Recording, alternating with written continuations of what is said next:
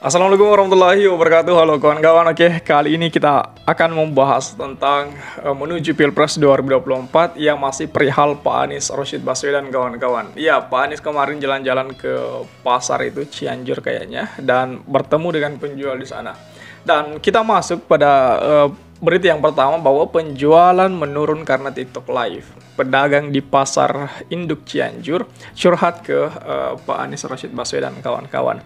Kemudian selanjutnya dicurhati warga dan pedagang pasar induk Cianjur, Pak Anies janji akan hadirkan keadilan dan kesetaraan kawan-kawan. Ini yang kemudian perlu kita amati lebih jauh lagi karena sekarang ini banyak masyarakat yang dikunjungi oleh Anies dan curhat ke Pak Anies perihal keluh kesah mereka. Saya pikir ini semacam sinyal dukungan kepada Anies Baswedan untuk adanya perubahan ke depannya. Coba kita lihat dan kaji lebih dalam lagi kawan-kawan.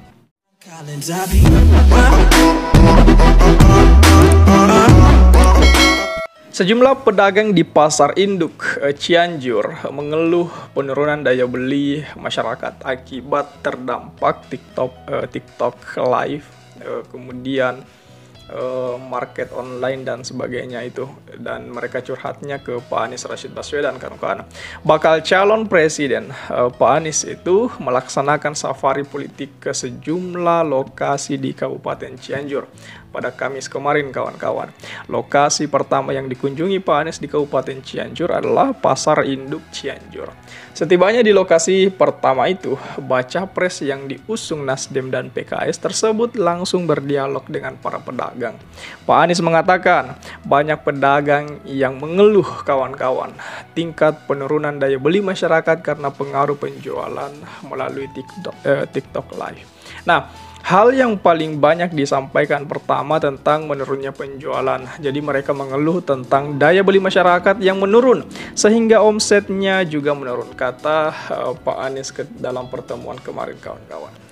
Selain itu, kata Pak Anies, para pedagang berharap pengelolaan pasar di Cianjur bisa dikelola dengan lebih baik. Insya Allah, aspirasi pedagang pasar induk Cianjur ini yang ingin pasarnya dikelola dengan lebih baik dan lebih rapi sehingga mereka datang dan belanja berjualan bisa lebih nyaman, akan kita kelola secara bertahap, seperti itu katanya. Ia mengatakan terkait dengan keluhan para pedagang tersebut, pihaknya akan membawa agenda perubahan khususnya untuk para pedagang di pasar induk Cianjur kawan-kawan. Kita ingin ada perbaikan dan perubahan yang dilakukan khususnya di sektor pangan yang memiliki dampak semua pada rumah tangga di Indonesia, katanya. Dicurhati warga dan Pak Anies memberikan janji bahwa ia akan hadirkan keadilan dan kesetaraan. Baca pres Anies Baswedan kawan-kawan ketika di Cianjur kemarin, ketika baru turun dari mobil, ia diberondong keluhan dan curhatan sejumlah para pedagang, pengelola pasar hingga para warga kawan-kawan. Jadi katanya, kami ingin perubahan signifikan Pak, kata pengelola pasar Pak Ujang Koswara itu. Selama ini, ujarnya, masyarakat tahunya pasar milik pemerintah, namun pengelola pihak swasta itu. Ini yang kemudian menjadi polemik juga di sana. Untuk operasional, kami harus memungut iuran kepada para pedagang 3.000 per hari. Dana itu yang kami pakai untuk gaji karyawan dan perbaikan fasilitas pasar, kata Pak Ujang. Dengan kondisi seperti itu lanjutnya, pasar mengalami kesulitan untuk berkembang. Ya, karena setiap hari masyarakat pasarnya dipalaki 3.000-an. Padahal pasar ini itu termasuk dalam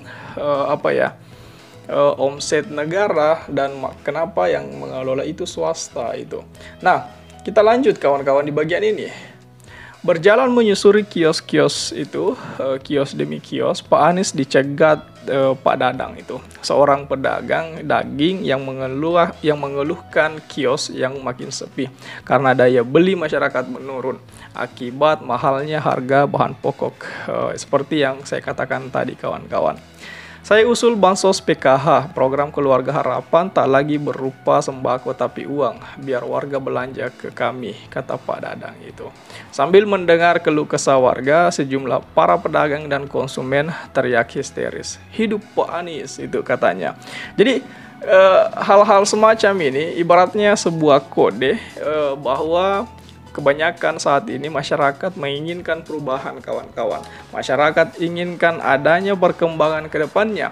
Perubahan yang dimaksud tidak sekedar merubah semuanya, tetapi melihat yang buruk dirubah, yang baik dilanjutkan, dan memberikan inovasi atau memberikan hal yang baru untuk kemajuan negara. Seperti itu konsep perubahan yang akan diusung oleh Pak Anies dan Muhaimin pada ketika memimpin Indonesia 5 tahun ke depan pada 2024, kawan-kawan. Saya pikir di bagian itu jelas sekali.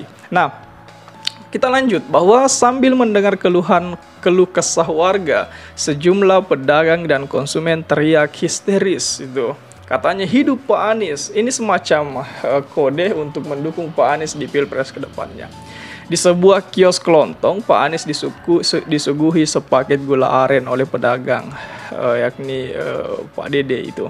Hanya bingkisan saja. Kami nanti kalau jadi presiden Pak Anies harus bayar, katanya. Jadi semacam memberikan utang kepada Pak Anies. Jadi katanya, Pak, ini hanya sebingkis saja. Nanti kalau jadi presiden harus kembali ke sini untuk bayar. Jadi itu lucu juga Pak Dadang ini. Nah, mendengar pernyataan tersebut, Pak Anies pun tersenyum. Dalam kunjungannya ke pasar, Pak Anies mengatakan ingin belanja masalah dan menyelami berbagai persoalan yang dihadapi masyarakat. Di sebuah kios kelontong, Pak Anies itu disuguhi yang lucu di bagian itu, kawan-kawan, tadi. Ketika disuguhi sepaket semacam gula aren lah. Katanya nanti kalau sudah jadi presiden, Pak Anies harus bayar itu. Nah, sektor jasa jadi kunci urbanisasi di 14 kota penggerak ekonomi. Sebelumnya, Pak Anies menyampaikan gagasan yang akan diterapkan saat terpilih di 2024 ketika dia memberikan kuliah di Akademika Universitas Gadjah Mada itu pada Yogyakarta kemarin. Nah, berbicara di acara 3 Baca Pres Bicara Gagasan yang dipandu Ibu Najwa Shihab itu menyampaikan pentingnya menambah kota-kota di Indonesia sebagai pusat pengembangan perekonomian yang saat ini masih terpusat di Jawa bagian barat, khususnya di DKI Jakarta. Jadi Pak Anies ingin berinovasi agar kedepannya banyak kota-kota di Indonesia juga menjadi pusat perbelanjaan yang kemudian bisa semacam perekonomian seluruh warga Indonesia itu bisa setara. Nah, saya pikir konsep-konsep ini yang juga sangat keren sekali di bagian Pak Anies. Bagaimana tanggapan kawan-kawan perihal situasi ini, perihal Pak Anies datang ke Pasar Cianjur, kemudian perihal gagasan-gagasan Pak Anies yang telah Pak Anies paparkan? Coba tulis tanggapan kawan-kawan di kolom komentar. Oke? Share juga video ini supaya banyak yang tahu informasi ini dan juga bisa ikut nimbrung di kolom komentar. Oke, kawan-kawan, jadi saya pikir itu saja dulu. Terima kasih telah tiba di sini. Jangan lupa subscribe agar tidak ketinggalan pada video selanjutnya. Sekali lagi terima kasih dan wassalamualaikum warahmatullahi wabarakatuh.